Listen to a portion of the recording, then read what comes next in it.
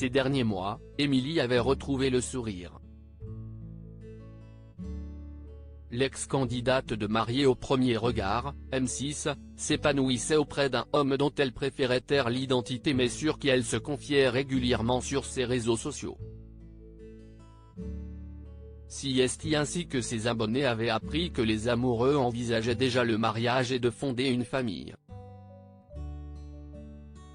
Quelle n'était pas la surprise donc lorsque, dans la soirée de mardi 7 mars, Émilie s'est saisie de son compte Instagram pour annoncer leur rupture soudaine.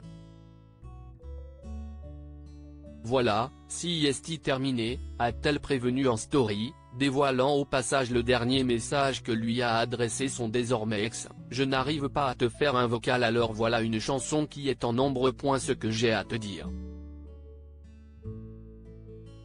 Je te souhaite du bonheur et une personne bienveillante à vos côtés. Émilie a ensuite pris la parole face caméra, en pleurs.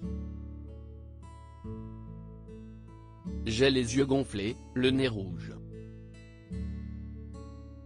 Ce fut pour moi une journée riche en émotions, a-t-elle commencé avant de révéler que CST, elle qui avait pris la décision de se séparer de son chéri, ça a été dur pour moi d'arrêter la relation. De voir qu'on fait du mal à une personne. J'ai écouté la fameuse musique et c'était hyper beau et touchant.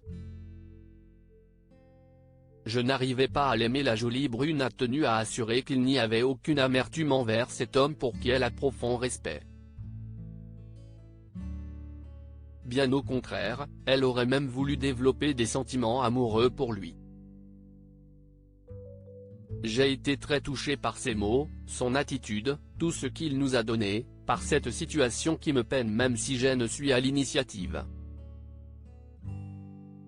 J'ai décidé d'arrêter la relation parce que je n'arrivais pas à donner. Et pourtant, j'ai vraiment essayé de donner. Je n'arrivais pas à l'aimer, alors que cette personne, elle a tout. Quand je vous dis tout, elle a tout ce que je recherchais. Jamais, dans mes attentes les plus espérées, je n'aurais jamais pu tomber sur un homme aussi bien que lui.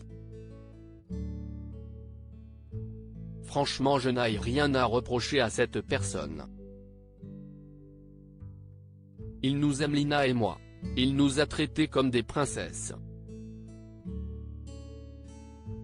Je n'étais plus toute seule. J'étais protégée, très respectée.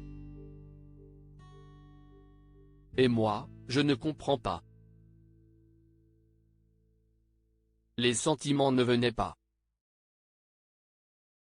J'ai essayé, je lui en ai parlé, il était très patient mais je n'y arrivais pas, a-t-elle avoué. Selon Émilie, les blessures de son passé l'empêchent encore aujourd'hui de s'ouvrir à une nouvelle relation.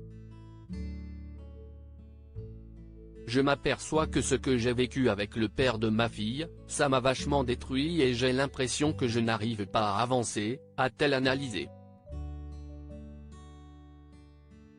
Car pour rappel, l'ex-femme de Frédéric a été quittée par ce dernier pendant sa grossesse, lorsqu'il pensait que leur fille était atteinte d'un problème de santé grave.